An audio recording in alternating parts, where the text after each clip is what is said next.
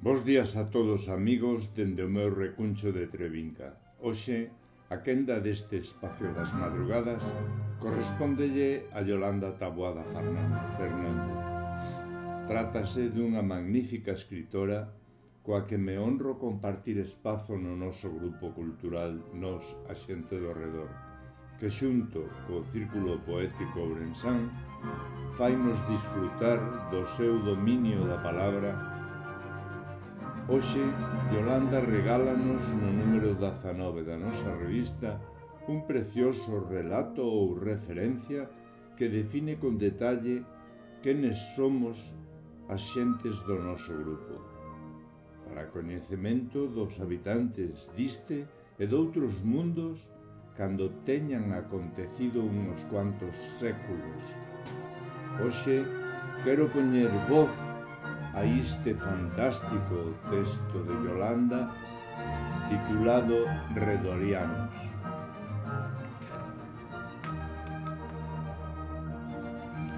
Redorianos.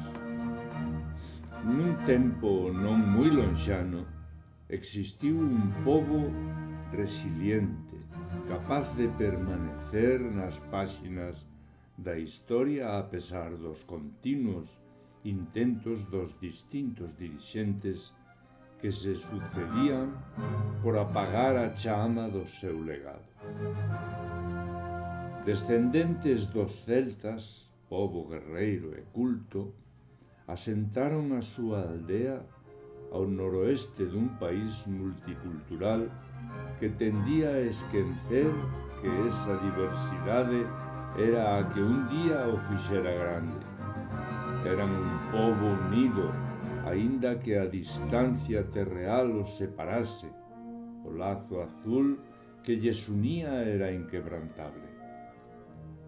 Os redorianos eran unha tribu adicada por completo á creación e conservación de escritos e obras de arte que servían para reivindicar a valía da arte en sí e conservar as tradicións cada vez máis infravaloradas. Escribían poemas e contos tan fermosos que as mesmísimas fadas acudían a escoitalos. Pintaban preciosos cadros impregnando cada un deles con un pedazo da alma do artista e atrapando outro pedazo daqueles que os observaban. Tocaban magníficas melodías que facían voar aos seus devanceiros en cada nota do vento. Cada 3 meses celebraban unha cerimonia sacra na que expoñían ao mundo as súas novas creacións. Para iso, todos os recordamos, os redorianos volvían desde as súas moradas, por moi afastadas que fosen, para acudir ao acto de exaltación da cultura dunha tribu en perigro de extinción. Nun solemne acto, Avelino, o chamán, pronunciaban as palabras de alento para os seus conxéneres, naturais ou de adopción, pois acollían como un máis a calquera que desexase participar da cultura dun universal. Seguidos dos cánticos da feiticeira marina que recollían nuns minutos o sentir dun pobo libre e liberador, así como a beleza da súa terra, chea de luz e auga, de vexetación e area. En cada unha das súas reunións sentíanse agradecidos por pertencer aos redorianos. E non a calquera outra tribu sen valores.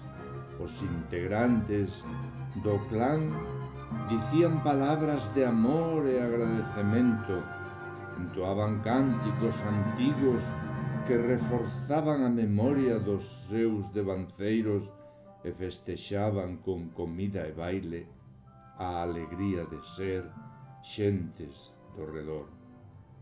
a xente do mellor, como rezaba o seu mantra final. De aí todos levaban os seus papiros cos nosos poemas e historias para divulgalos alá donde fosen.